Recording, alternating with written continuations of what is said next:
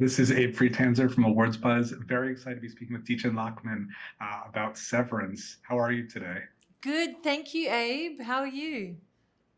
Good. I'm very excited to talk to you because, as a fan of yours from Dollhouse and other works, I was excited to see you on the show, but we didn't see very much of you. So it feels like a really big, slow burn to get to this moment.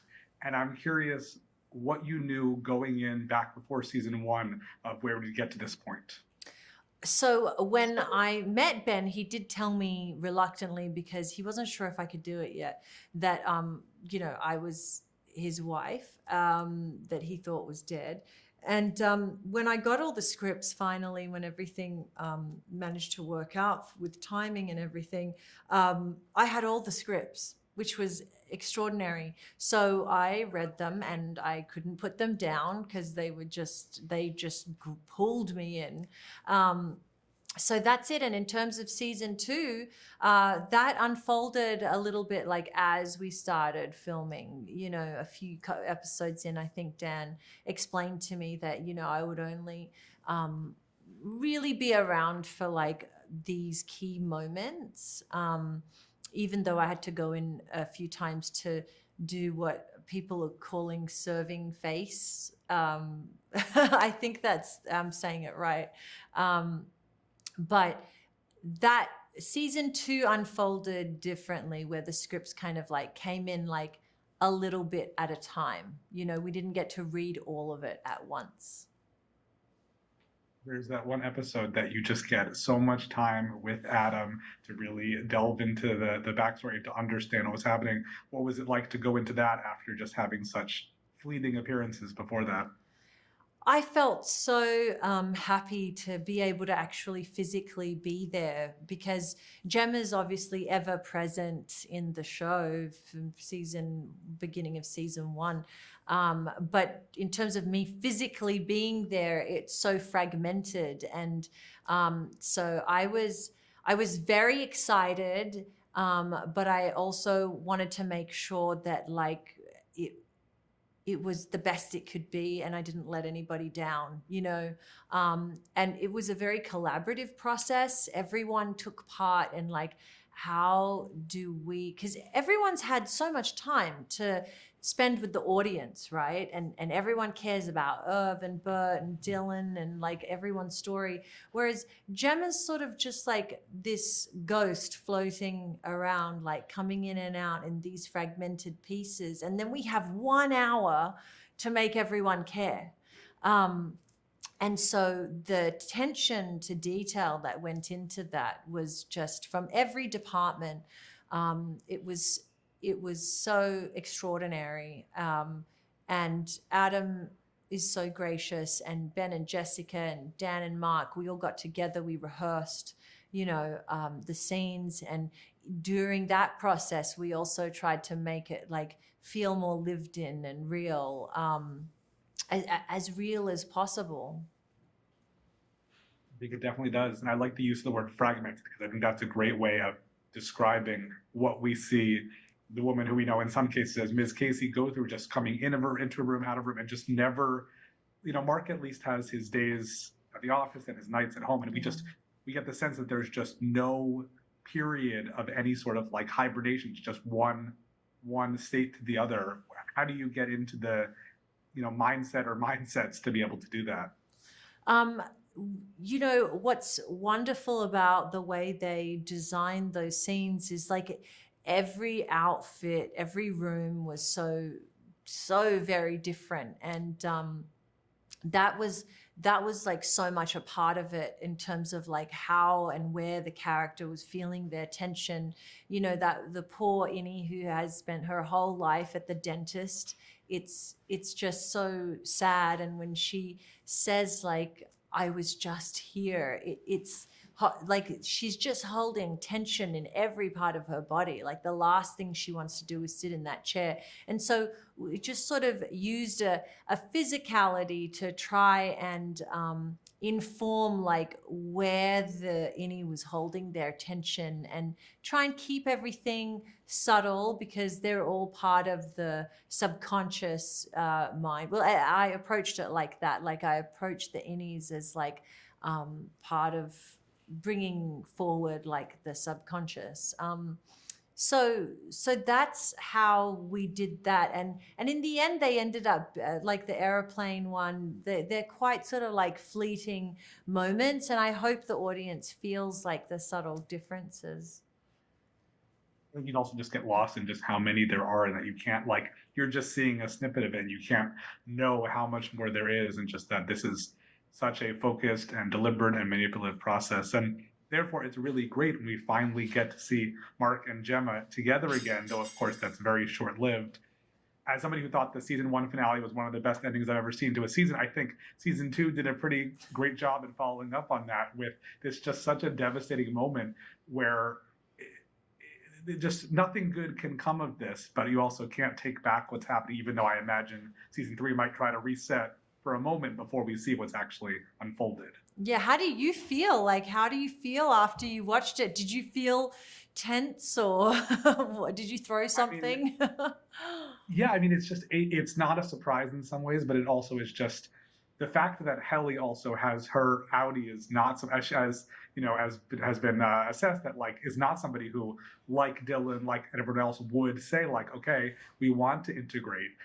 It just makes it sad because we also, Helly may not be that different from who Gemma was, and that's a real tragedy of all this, because now finally it seems Gemma is back, but she's not going to be with Mark, and I don't know what she does from here on out.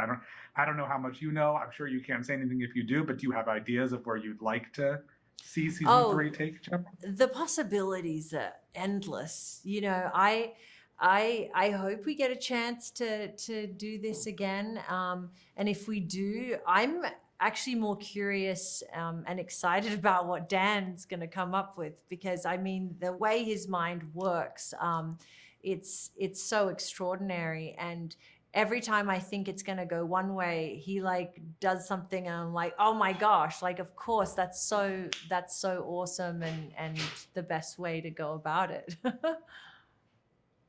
For attention to fan theories and like what people are writing about the show? Yeah, I have been on social media during the show's you know, season two, and I have been so inspired by the artwork that has come out, the clips people are editing, the cosplay, the breakdowns, the predictions. I mean, the level of investment is it's just extraordinary. They also mentioned Dollhouse before, which, while a great show, certainly did not have the same, you know, ratings, draw, and popularity as this one. But I feel like there are a lot of similarities between the two in terms of the idea of people who don't know who they are. But I think at least in Severance, with, you know, Ms. Casey and everything, they know that part of them is missing. Whereas Dollhouse, I think Sierra doesn't really know what she's supposed to know or not know. Have you thought a lot about the links between those two characters? Yeah, I mean, there are like similarities. I like to think of like Dollhouse as like the future of Severance technology, maybe, and Severance is like the initial tech like coming onto the market. They're very different shows, but I think thematically they do explore like similar ideas, you know. In this, I feel like it goes deeper into, I mean, people are bringing up Greek mythology, and then we've got, I've been approaching it through a more of a psychological point of view about like your pain body and your subconscious or your shadow self. So it's really like triggered a conversation. It's a little bit more mystery box as well, whereas like Dollhouse was like that more like weekly action like episode, you know. Product of its time. Also, I think now TV has sort of evolved to a different kind of thing. Yeah, I mean, they're both amazing shows. They're both like, I'm so glad that I get to play in that space because I love the genre, and I've just enjoyed working on both equally. Well, in terms of equal parts, I feel like on Severance, it's hard to find like is Mark S the lead or is Mark Scout the lead? Do you feel like there is a main character that you play, or that it's been sort of divided, especially after season 2, between Gemma and Miss Casey?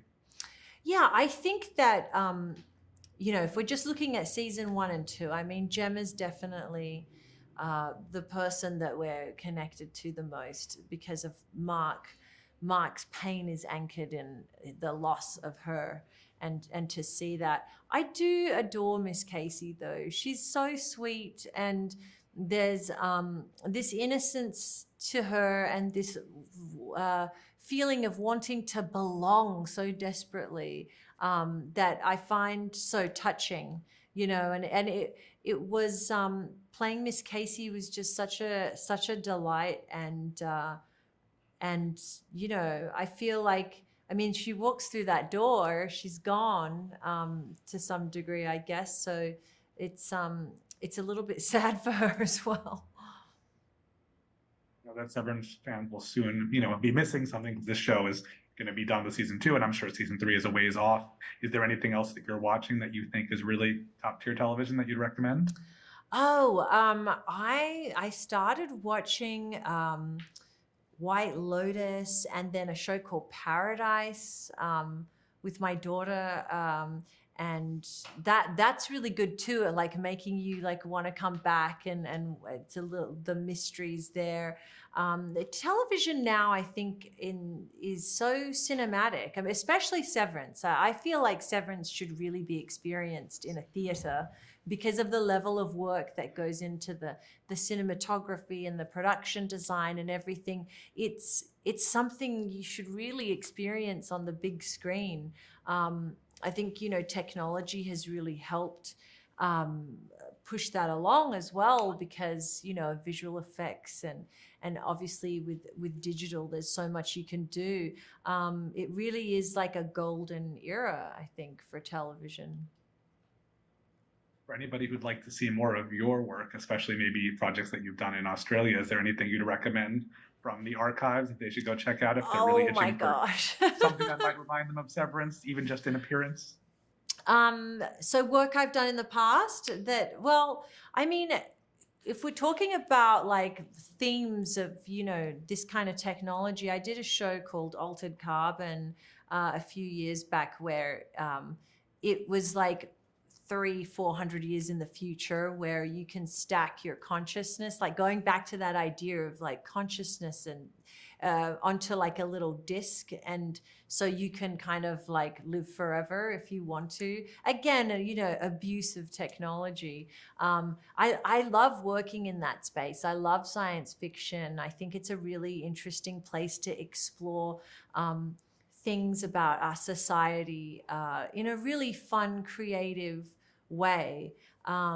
And I think the people who appreciate it are pretty cool too. They watch things on a level that's so much more considered, and on a deeper level. Really, well, thank you so much. It's a pleasure to be with you. I look forward to seeing what's next for any character you play on this show. Thank you. So nice to talk to you. Thanks for taking the time.